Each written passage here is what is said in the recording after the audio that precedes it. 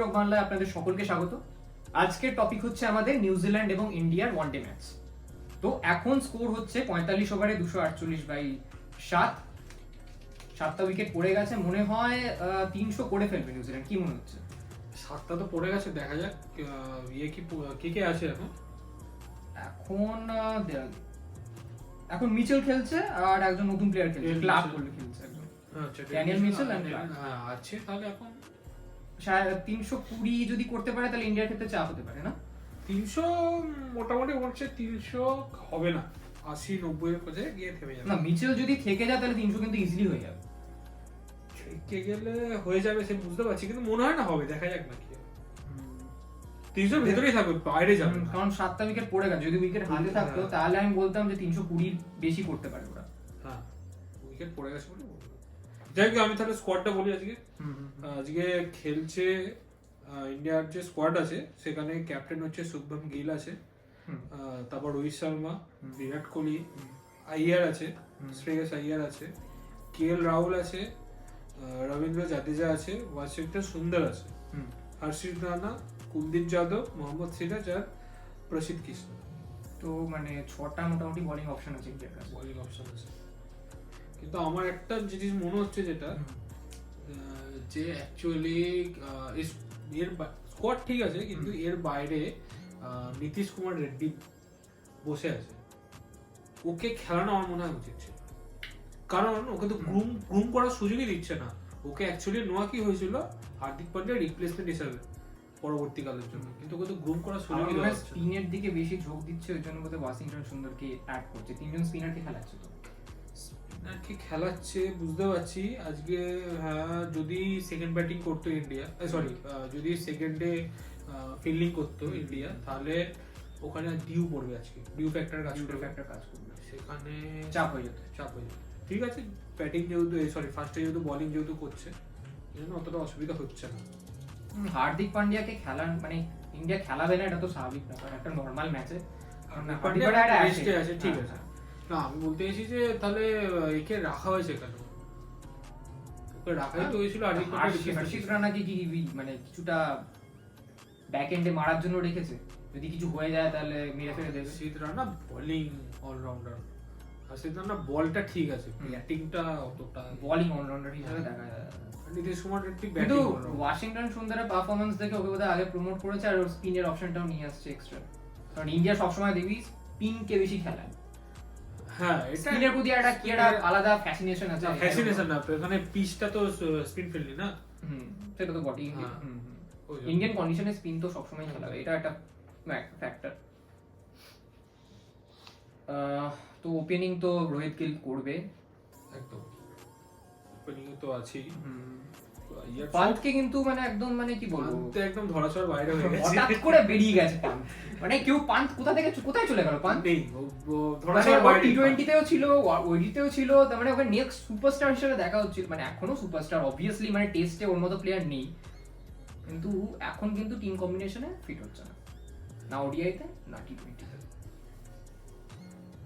Backup হিসাবে খেলছে। আর কি আছে, রবীন্দ্র জাদেজা তো বাপরে খেলবে, কিছু করার নেই, বলার নেই।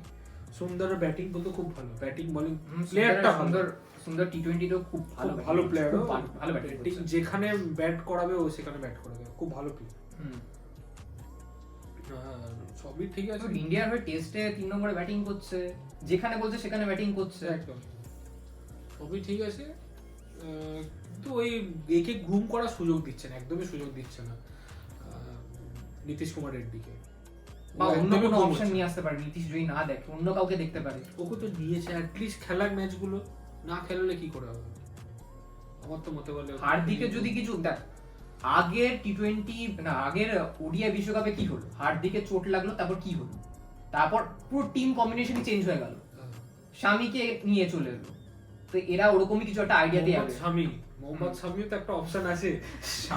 শামির সাথে কি হয়েছে উই ডোন্ট নো, ঠিক আছে, ও কি হয়েছে ভগবানই জানে। শামি ব্যাপারটা হয়েছে এখন, যদি শামি আইপিএল এ খেলে দেয়, শামিকে আটকাতে পারবে না, স্কোয়াডে আসবেই শামি। আইপিএল এ যদি শামি খেলে দেয়, কিন্তু আর্শদীপকেও কিন্তু খেলায়, আর্শদীপকেও কিন্তু খেলায়, ঠিক আছে, আর্শদীপকে ব্যাকআপে রেখেছে। প্রসিদ্ধ কৃষ্ণ আই ডোন্ট নো, তাও ভালো ব্যাটিং বোলিং করেছে আজকে। ভালো করেছে, কিন্তু প্রসিদ্ধ কৃষ্ণা টেস্টে যা করলো, আই ডোন্ট নো, আমি বলছি না একদম নিয়ে। তো নিউজিল্যান্ডের প্লেইং 11-এ প্রচুর নতুন প্লেয়ার খেলাচ্ছে ওরা। আরে বাবা, নিউজিল্যান্ডে তো পুরো বোধহয় বি টিমকে পাঠিয়ে দিয়েছে। হ্যাঁ, সব তো রেস্ট, নিউজিল্যান্ডের হ্যাঁ। টিমে সবাই রেস্টে আছে ওয়ার্ল্ড কাপের জন্য। সবাই কেউ খেলছে না, পুরো বি টিম খেলছে ধরতে গেলে। কে আছে টিমে? এখানে অ্যাটলিস্ট একটু এক্সপেরিমেন্ট করে হয়কে খেলাতে পারতো নীতিশ কুমার রেড্ডিকে। আমি খালি রেড্ডিতেই চলে আসছি করে।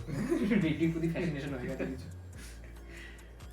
না, আমার যেটা মনে হচ্ছে ওরা না মানে কিছুটা কম্বিনেশনটা এরকম লাগছে যে আমরা যদি হার্দিক পান্ডিয়া যদি না থাকে আমাদের কাছে, তাহলে আমরা পুরো বোলিং এ যাবো, আমরা পুরো অলরাউন্ডার, মানে এরকম আমার কাছে যেহেতু নেই, আমার কাছে হার্দিক পান্ডিয়ার মতো একজন অত কেপেবল প্লেয়ার নেই আমার কাছে, কোনো আমার কাছে ব্যাকআপ নেই, তো কি করব? পান্ডিয়া ওটা বানানো রিপ্লেসমেন্ট কোনোদিনও হবে না, হবে না বলা ভুল, এখন নেই, এখন তো কোনোভাবেই নেই। হ্যাঁ, করতে হবে ইন্ডিয়াকে।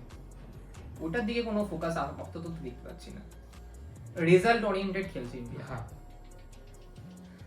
ঠিক আছে, যাই হোক, তো খেলা এখনো আপাতত দেখি স্কোর কি আছে, ওটা দেখি ভিডিওটা শেষ করব। 250 করেছে, উইকেট এখনো পড়েনি, ওভার 45-46তম ওভার, 260 হয়ে গেছে, সরি। তো কি মনে হচ্ছে? তো মনে হচ্ছে 300 বোধহয় টাচ করে নেবে, এখনো তো উইকেট পড়েনি কিছু, 4টে ওভার। হ্যাঁ, ওই যেহেতু মিশেল আছে, খেলছে। মিশেল 65 বলে 68 রান করেছে, এখনো 4 ওভার বাকি আছে। 4 ওভারে 40 করলে আমার মনে হয় না 4 ওভারে 40 করতে পারবে, যদি বা বোলিং যদি ডিপেন্ড করছে কি হচ্ছে, করা তো উচিত নয়। যা 7টা উইকেট পড়ে গেছে, 300 হতে তো আর যাবে না, যদি হয়ে যায় কিছু করার নেই। মানে ডেথ ওভারে বোলিংটা ম্যাটার করছে ইন্ডিয়ার ক্ষেত্রে। ডেথ ওভারে তো সিরাজ বল করবে কৃষ্ণার সাথে, মেবি বাকি রানা করবে, দেখি কার। হ্যাঁ, রানা এখন করছে, রানার সাথে সিরাজ এখন বোলিং করছে, এবার পরে বোধহয় রানার ইকোনমিটা অনেক বেশি। আজকেও মানে 8 ওভারে 54 রান খেয়ে গেছে, উইকেট নিয়েছে দুটো। উইকেট নিয়েছে প্রথমে, কিন্তু ইকোনমিটা বড্ড বেশি। এটা রানার সাথে সবসময় হয়, মানে ও মানে বোলিং ওপেনিংটা খুব ভালো করে, কিন্তু শেষের দিকে কি মিডল ওভারে একটুখানি ফ্যাম্বল করে, এটা ঠিক হয়ে যাবে আশা করি, ওকেও গ্রুম করছে। ঠিক আছে, এখানেই ভিডিও শেষ। যাই হোক, আজকে মনে হয় তো ইন্ডিয়া জিতবে, দেখা যাক। ভিডিওটি ভালো লেগে থাকলে লাইক, শেয়ার এবং সাবস্ক্রাইব অবশ্যই করবেন। কমেন্টটা অবশ্যই করবেন, কমেন্টটা বল।